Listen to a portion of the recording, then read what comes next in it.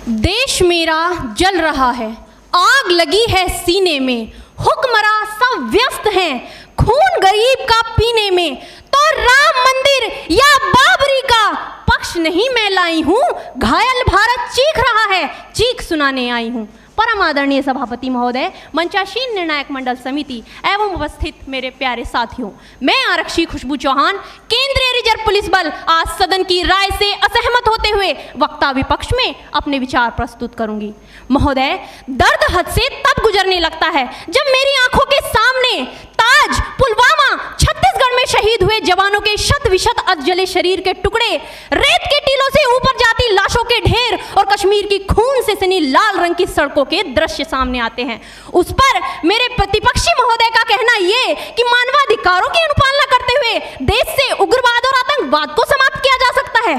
महोदय, अब तो हमारा तिरंगा झंडा भी हमसे ये पूछने लगा है कि क्या बात है भारत, आजकल फहराने से ज्यादा मैं कफन में दफनाने के क्यों काम आ रहा हूं। महोदय, हृदय तो उस दिन फट गया जब बूढ़ी माँ अपने बेटे के चिथड़ों को देखकर बोली कि साहब, आप तो भर्ती में 1 इंच भी कम नहीं लेते, मैं आधा शरीर कैसे ले लूं।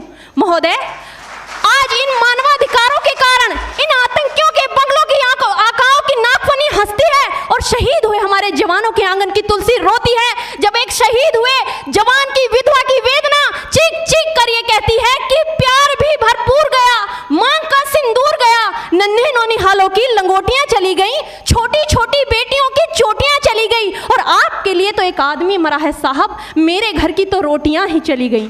महोदय, किसी भी युद्ध को जीतने के लिए पहल करना सबसे ज्यादा आवश्यक है, क्योंकि इतिहास गवाह है कि पहल करके बड़े बड़े युद्धों के परिणाम बदल दिए गए हैं। परंतु आज मानवाधिकारों के कारण हमारे देश के जवान इस कदर बंधे हुए हैं कि अपनी ड्यूटी पर खड़े होकर भी वो आज पहल करने से डरते हैं, क्योंकि महोदय भविष्य में उन्हें कटघरे में खड़े होने का डर सता रहा होता है।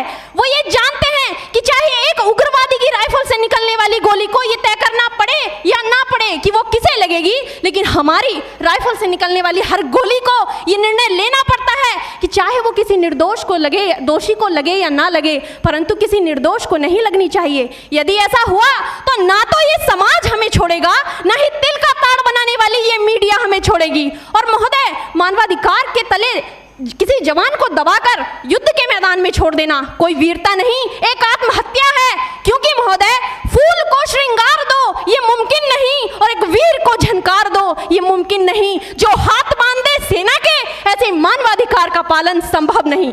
महोदय, आज सत्यनिष्ठा के मार्ग पर चलते हुए भी हमारे देश का जवान इन आतंकवादियों, इन पत्थरबाजों से डरता है, क्योंकि वो जानता है कि उसकी राइफल से निकलने वाली गोली अगर टारगेट को हिट नहीं भी करेगी तो भी 400 मीटर तक जाएगी, और यदि इस बीच वो किसी निर्दोष को लग गई तो महोदय हमें अपनी नौकरी से हाथ तक धोना पड़ सकता है। और महोदय, अपनी नौकरी को बचाने की खातिर एक जवान आज ये सोचता है कि चाहे सांप मरे या ना मरे, परंतु लाठी नहीं टूटनी चाहिए, क्योंकि आज हमारे देश के हालात कुछ ऐसे हो गए हैं कि चिरागों को हवाओं में उछाला जा रहा है, हवाओं पर भी रोब डाला जा रहा है। अरे हम ही तो बुनियाद है आंतरिक सुरक्षा की, और आज हमें ही नौकरी से निकाला जा रहा है। महोदय, जब पुलवामा में 44 जवान शहीद हुए, छत्तीसगढ़ में 76 जवान शहीद हुए, तो कोई भी मानवाधिकार की दुहाई देने वाला हमारे पक्ष में आकर खड़ा नहीं हुआ। परंतु जब जेएनयू विश्वविद्यालय में एक देशद्रोही के द्वारा भारत तेरे टुकड़े होंगे, अफजल हम शर्मिंदा हैं जैसे देशद्रोही नारे लगते हैं, तो सारे मानवाधिकार के ज्ञाता आकर उसके पक्ष में खड़े हो जाते हैं। तभी तो क्या कहा था उस देशद्रोही ने कि तुम एक अफजल को मारोगे, हर घर से अफजल निकलेगा। तो मैं भारत की बेटी अपनी भारतीय सेना की तरफ से आज ये ऐलान करती हूँ कि उस घर में घुसकर मारेंगे जिस घर से अफजल निकलेगा, वो कोख नहीं पलने देंगे जिस कोख से अफजल निकलेगा। उठो देश के वीर जवानों, तुम सिंह बनकर दहाड़ दो और एक तिरंगा झंडा उस कन्हैया के सीने में गाड़ दो। महोदय, अंत में अपनी वाणी को विराम की ओर ले जाते हुए मैं सिर्फ इतना ही कहना चाहूंगी कि मुझे अफसोस है अपने देश की न्यायिक प्रक्रिया पर, जहां आज भी रात के 12 बजे अजमल कसाब जैसे आतंकी के लिए सर्वोच्च न्यायालय के दरवाजे खोल दिए जाते हैं। ऐसे देश से मानवाधिकारों की अनुपालना करते हुए आतंकवाद और उग्रवाद से कभी नहीं निपटा जा सकता। मानवाधिकार के नाम की दुहाइयां देने वालों, सीमा पर लड़ा नहीं जाता, चरखों से शोलों के आगे रामायण पढ़ी नहीं जाती, सीमा पर गोलों के आगे। धरती के घोर कुहासे को एक सूरज ही हर सकता है, क्योंकि एटम बम से रक्षा केवल एटम बम ही कर सकता है। जय हिंद, जय भारत।